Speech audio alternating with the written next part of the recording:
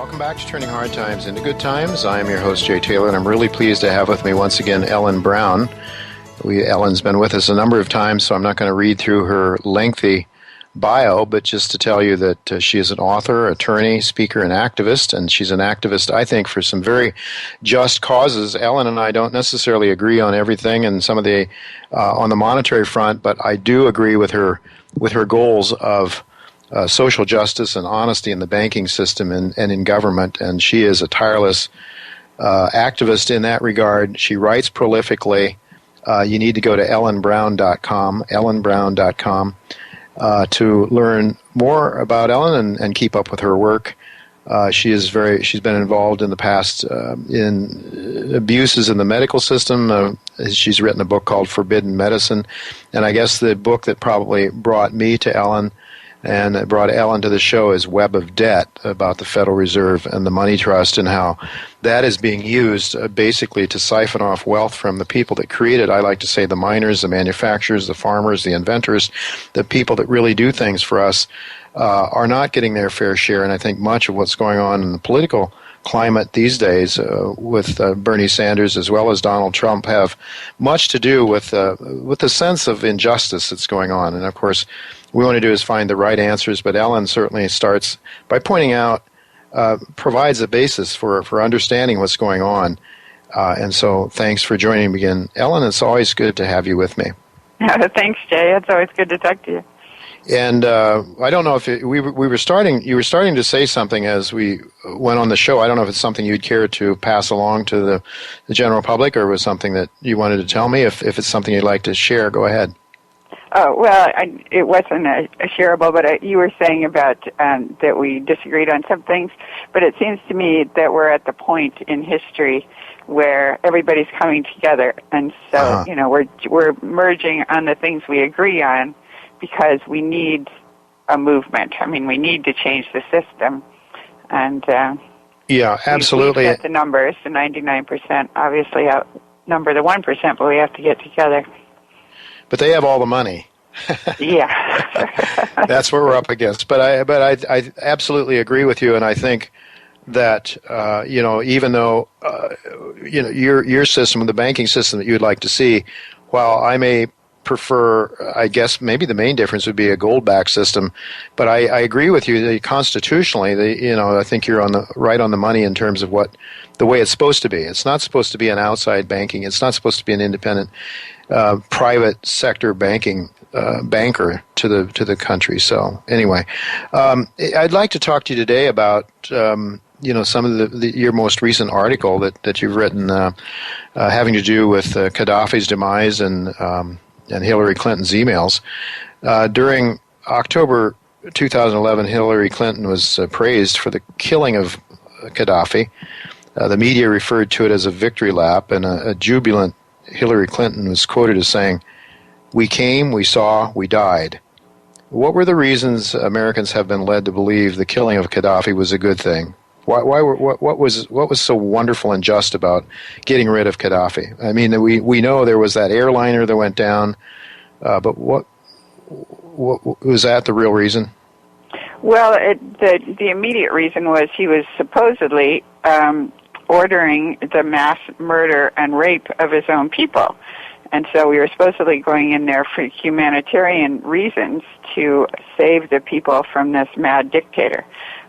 But we'd had diplomatic relationships with Libya for a long time. I actually saw a really good interview of his son where the son said that the mistake they made was in not building up their military because they thought that everything was fine, that they'd smoothed out relations with the West and they were all getting along and business was good. And so that's why they had avoided building up a military, but they should have because they needed it.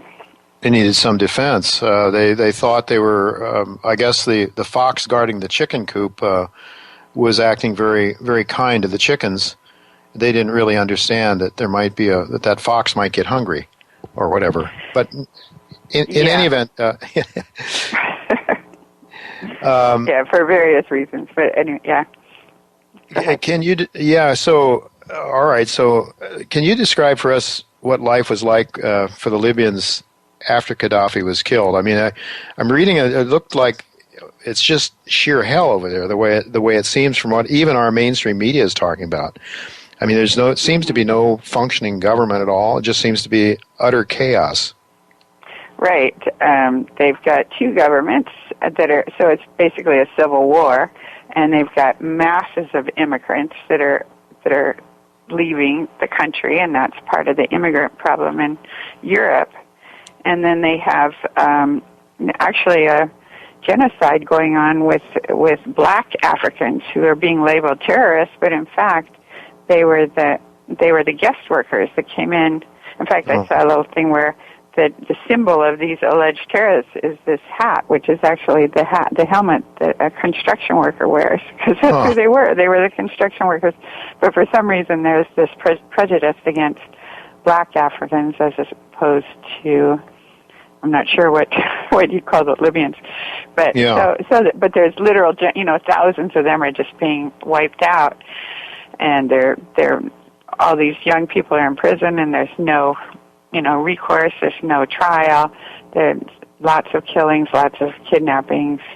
And the one thing that we, NATO and the U.S., did was to bomb this excellent, the largest irrigation system in the world that Qaddafi had built over 40 years, called the Great Man-Made River Project, which was bringing water to 70% of the population. So we bombed it, bombed the pipes, but not only that, we actually bombed the factory where they made the pipes. So obviously it was not like an accident. It was yeah.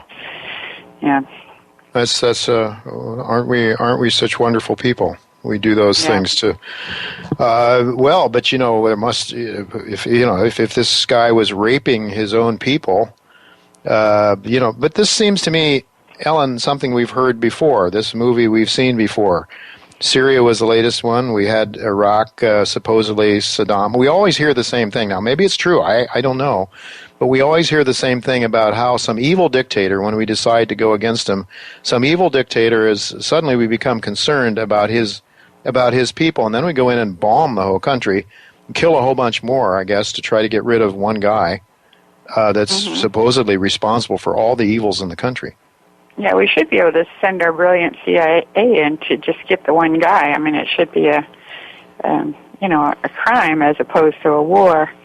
But on the question of whether these things are actually happening, that was what was so interesting about Hillary's emails that were just released. The ones released in late December, where about a third, there were 3,000 emails and about a third of them were from Sidney Blumenthal, which is her good friend and confidant for the last 20 years or so, who, so he said in these emails that the stories of rapes and murders were rumors, and that they were started they came from the rebels. So you can see how, in other words, they had no evidence for him, and there were humanitarian organizations that looked into it at the time and said there was no evidence for it, and so they questioned the claims. And if you think about it, it's pretty. The mass rape story was about supposedly Qaddafi was giving his troops Viagra so that they would do these mass rapes. But there was no evidence for that, but except supposedly there was a box of Viagra found outside of a tank that had been blown up. So it was like this passport that fell out of the World Trade Center planes, that just landed on the ground and somehow escaped. So this box of Viagra survived the blowing up of the tanks. This would be a good ad for Viagra, actually. But we don't have to have proof, and that becomes then, because I think I heard that during that time frame. That was a rumor that was circulated in our media, and we're a just country. We do good things for people. We've got to go out there and get this evil Qaddafi and just make things a whole lot better. But from all I can see, it seems to be sort of a movie that we've seen many times as well. When we go into these countries, things have not gotten better. They've gotten chaotic and hellish, if anything, in Iraq and elsewhere. You talked about the that canal that was built, the world's longest irrigation canal, I guess, right? And they piped, financed yeah. it. They financed it without debt. Pipe, yeah. They financed it without debt, right? Yeah. So this appears to be the real trigger for the invasion. Or there was one of these emails was from Sidney Blumenthal to Hillary, and it was saying the reason that Sarkozy had joined the campaign was that he had discovered, when he discovered that Qaddafi was mobilizing the African countries he had 143 tons of gold, which they were using it to back their own gold dinar, which was issued by their own central banks.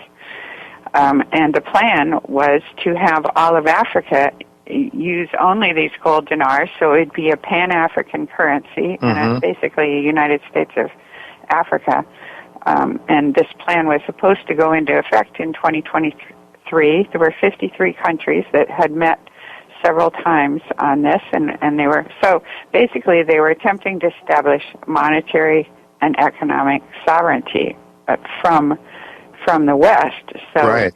And at that time, France was the dominant power in that area. So they wanted to maintain their neo-colonial status, and they were quite threatened by this gold dinar that. In Libya, if you wanted to trade with Libya, you had to go through their central bank, and you had to use these gold dinars. I mean, you couldn't use the currencies that are, dollars and so forth. Sure.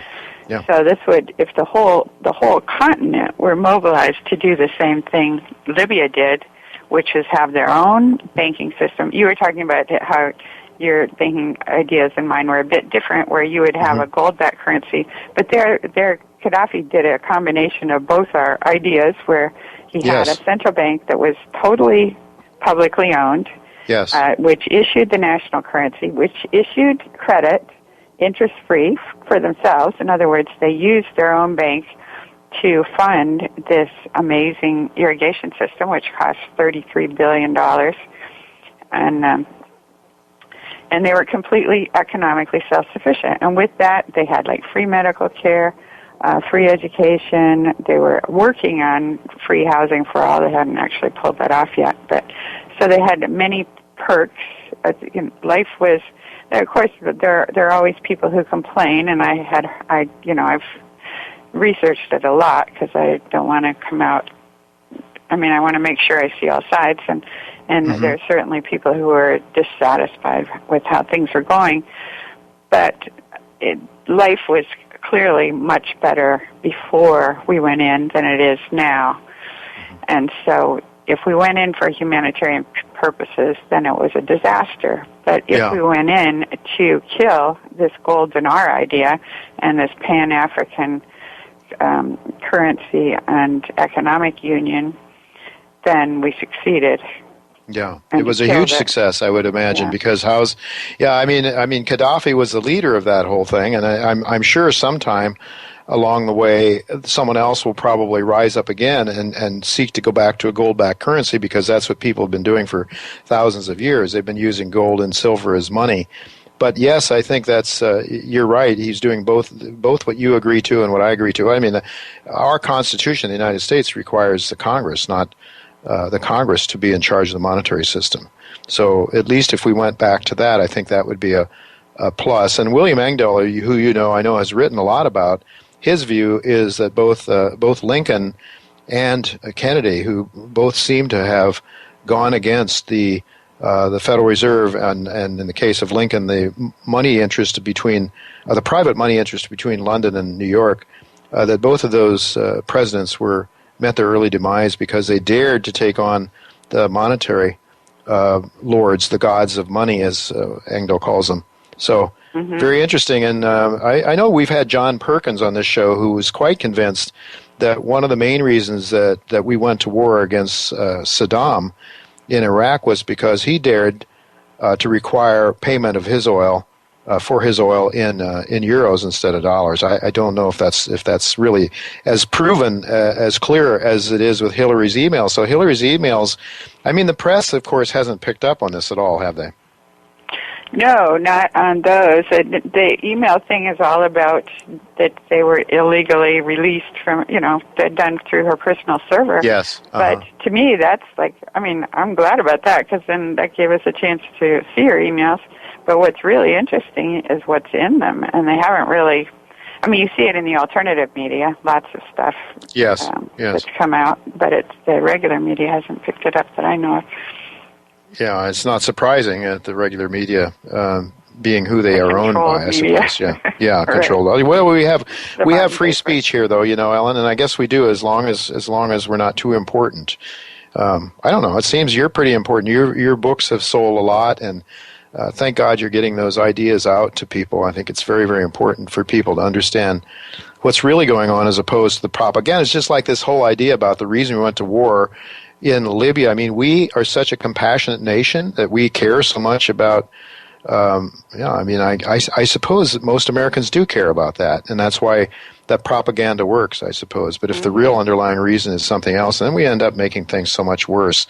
So Sarkozy and the French, I guess, were, because of their colonial days, probably with the French-speaking countries of North Africa, right? Primarily? Right. Mm-hmm. And Sarkozy and France would have seen this as a threat to that as well. So. Right. So they wanted to maintain their dominance in the area.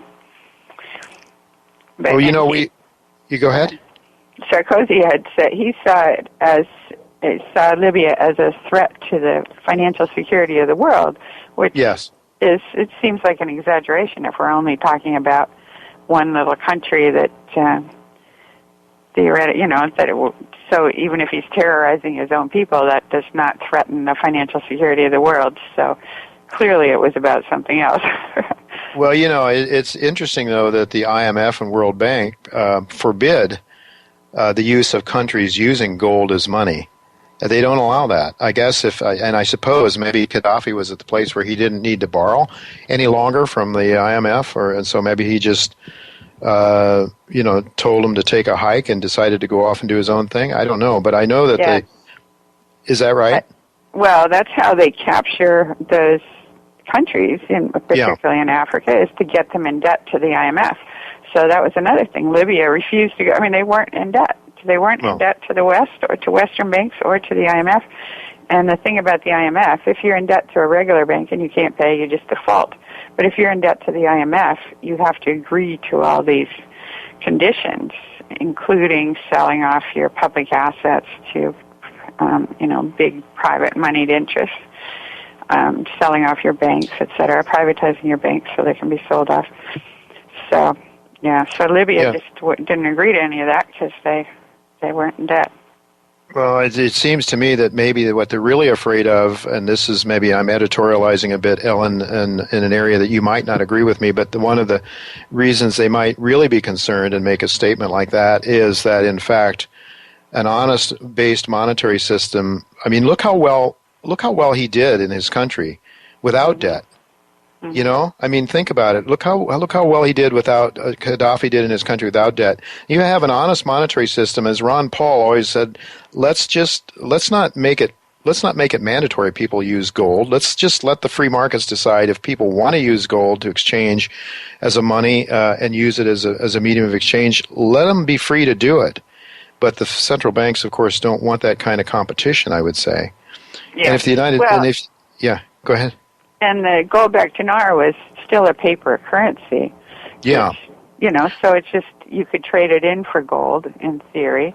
But like any other, if they were funding a $33 billion project with $7 billion worth of gold, clearly they weren't using the gold. The gold was just sitting there to give the currency validity. They're fractional reserve lending like all banks do. They're lending more money than they really have.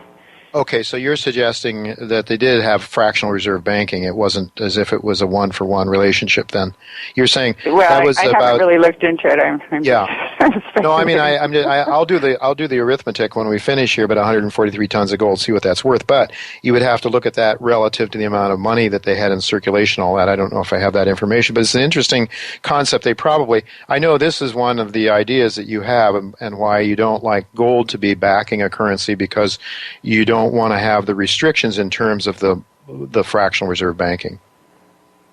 Well, one thing I would certainly see the use of gold for now. I'm just now writing on there's this. You can see this movement toward we're going to all digital, negative interest rates, and bail-ins. I mean, clearly they are about to take the money of the savers. They've already got the money of the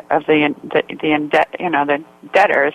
But they've run out of debtors. All the debtors are completely borrowed up. So they're going after the people that save their money. If they're going after us, Yes, exactly. Yeah. So how are they going to get our money? They'll have to steal it in some way. So they have to make it legal to steal it. So negative interest rates. That means that we have to pay them to hold our money. So then we'd pull it out of the banks, but not if they turn it all digital. So we can't pull it out of the banks. It only exists as digital money. And then if they get in trouble with their gambling with our deposits, then they get to do bail-ins where they turn our deposits and everything else into stock in the bank. In other words, they get to confiscate the money. So how do we avoid that? You're going to have to put your money, if all cash is going to be digital, you're going to have to put your money in something else. So gold is an obvious alternative. Yes. I'm glad you mentioned that. Sorry? Yeah.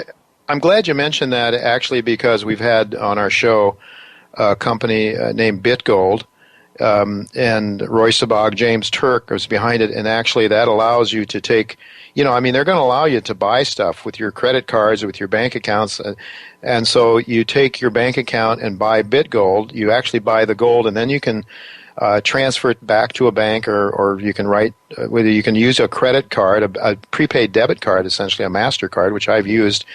You load that MasterCard with gold at the price of the gold at that moment in dollars or whatever currency you like, and then take your prepaid card and use it to buy things with. So, I'm glad you said it, because I think that fits very well. To take your money out to save it, if they're going to take it away from us, because the banking system is teetering on the edge of the abyss all the time, isn't it? Who knows what our banking system is? They tell us it's in good shape. You buying it? No, not at all. Well, certainly the European banks aren't in good shape.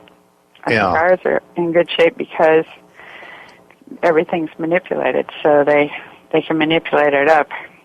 Well, they can create money out of nothing and then call it capital and give it to the banks. Essentially, is what they've done, and it's just a bastardization of capitalism. Really, it's not an honest. It's not capitalism. I think it's fascism. It's whatever. That's my label for it. So how's that bank doing in North Dakota? It's doing well, I think, huh? The one that you've done some work with. Yes, well, the people were sort of gleefully watching it as oil collapsed because they thought the bank would go down. But in fact, in December, it's had record profits every year since 2004. Like every year they've done better than the year before. And in 2015 they had their best year ever. So they're still just flying high because they have a very efficient business model. And they're not doing crazy things. Oil is collapsed by... Yeah, but they're not doing crazy things with derivatives and all that like the big banks are, where there's virtually infinite amount of leverage involved. So no, they do very conservative, old-fashioned banking, but they have the advantage that all of the state's deposits are deposited in the bank, so then they can leverage that like all banks do. And they have very low costs. They don't have a high-paid CEO. They don't have shareholders except the state itself. Well, that's really the model that you believe in, isn't it, Ellen? Yeah, it seems to me that money is it flows. Like anything that flows that we all share should be a public utility. I don't think everything should be public, of course, but I think that the things that, like highways, are obviously need to be public. You don't want a bunch of competing highways. There's no place you can put a bunch of competing highways. Right. So we have to share the highways. Well, money is also a flow. We now know that all of our money is just debt. It's credit, debits, credits, which is a flow. It's not things. So who's going to be in charge of this flow? Who opens the spigots and decides where they go? It shouldn't be private bankers who clearly have their own interests uppermost. In fact, legally, their own interests are uppermost. All right, Ellen, we're going to have to leave it go at that because we're running out of time. I do want to ask you, though, you said you're writing, just real quickly tell us you're writing something about this issue of gold-backed money or of some alternative or way to survive against bail-ins. Is there something coming up? My current article is called "The War Against Savers." and that's at ellenbrown.com, right? Yeah, but I haven't posted it yet. Okay, well then, folks, go there. Anyway, there's lots of other good things to read. ellenbrown.com. Go there and look forward to that and many more articles to come. Thank you so much for being with us again, Ellen. I look forward to doing it again sometime in the near future. Thank you, Jay.